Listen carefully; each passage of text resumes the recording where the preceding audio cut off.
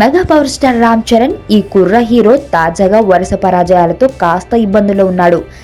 కృష్ణవంశీ తెరకెక్కించిన గోవిందుడు అందరి వాడేలే, శ్రీను వైట్ల తెరకెక్కించిన బ్రూస్లీ రెండు చిత్రాలు బాక్సాఫీస్ వద్ద ధమాల్ మనగా తాజాగా చెర్రీ తమిళ సినిమా తనివోడ్ 1ను రీమేక్ చేసే పనిలో బిజీగా ఉన్నాడు.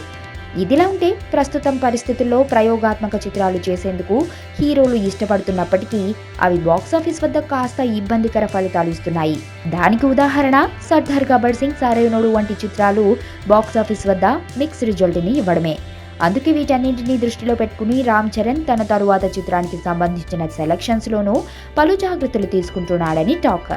ఇక తని ఉర్వం తర్వాత చెర్రీ చేయబోయే సినిమా ఇదే అన్న టాక్ టాలీవుడ్లో వినిపిస్తుంది.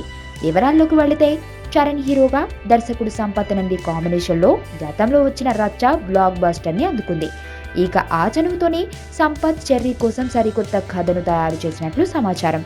తని ఉర్వం తర్వాత రామ్ చరణ్కి ఈ కథని వినిపించడానికి సంపత్ రెడీగా ఉన్నాడు.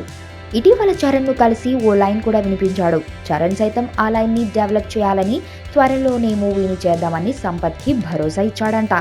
ఇక ఆ కథ ఆద్యంతం కమర్షియల్ ఫార్మేట్లో ఉండటంతో చెర్రీ వెంటనే ఓకే చెప్పాడని, ఇప్పుడున్న పరిస్థితుల్లో ప్రయోగాలకు పోకుండా కమర్షియల్ ఎలిమెంట్స్ ఉన్న కథలనే చేయాలని రామ్ చరణ్ నిర్ణయించుకున్నట్లు తెలుస్తోంది. మరి రీమేక్ చెర్రీకి ఎలాంటి అనుభవాన్ని ఇస్తుందో చూడాలి.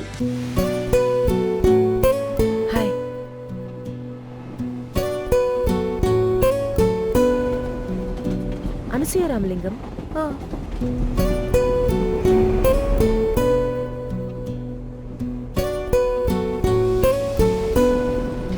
ఆనంద్ విహారీ. అదే ఆ